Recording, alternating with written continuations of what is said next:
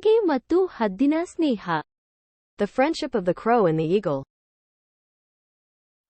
ಒಂದು ಸುಂದರವಾದ ಹಳ್ಳಿಯ ಹಳ್ಳಿಗೆ ಹೋಗಿ ಇಳಿಯುತ್ತಿದ್ದ ಒಂದು ಕಾಗೆ ಇದ್ದಿತು.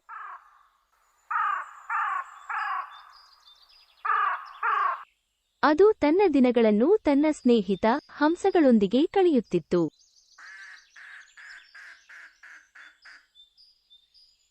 ಒಂದು ದಿನ ಹಂಸಗಳು ಸಮುದ್ರದ ತೀರದಲ್ಲಿ ಮಂಜಾಸನದ ಮೇಲೆ ಕುಳಿತಿದ್ದವು. ಆದರೆ ಅದರಿಂದ ಹೊರಗೆ ಹೋಗಲು ಕಾಗೆಗೆ ಅವಕಾಶವಿರಲಿಲ್ಲ. ಆದ್ದರಿಂದ ಅದು ಕಂಕುಳಿಸಿದ್ದು. ಅದೇ ಸಮಯದಲ್ಲಿ ಹತ್ತಿರ ತೆರೆದಿದ್ದ ಗರುಡನು ಕಾಗೆಯ ಕೋಲಿನಲ್ಲಿ ಬೆರಳನ್ನು ಕಲ್ಲುಗಳಿಂದ ಕಟ್ಟಿಕೊಂಡು ಹೋಗುತ್ತಿದ್ದ. ಗರುಡ ಕಾಗೆಗೆ ಕಾಣಿಸದಿರುವಂತೆ ನೋಡಿದಾಗ ಕಾಗೆಯು ಹಂಸಗಳಿಗೆ ಸಮಾಧಾನ ಮಾಡಿ ಅದರ ಹತ್ತಿರ ಹೊರಟಿತು.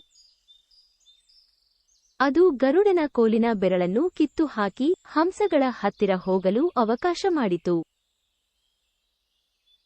ಹಂಸಗಳು ಆ ದಿನವನ್ನು ಸಮುದ್ರದ ತೀರದಲ್ಲಿ ಸಂತೋಷದಿಂದ ಕಳೆದವು.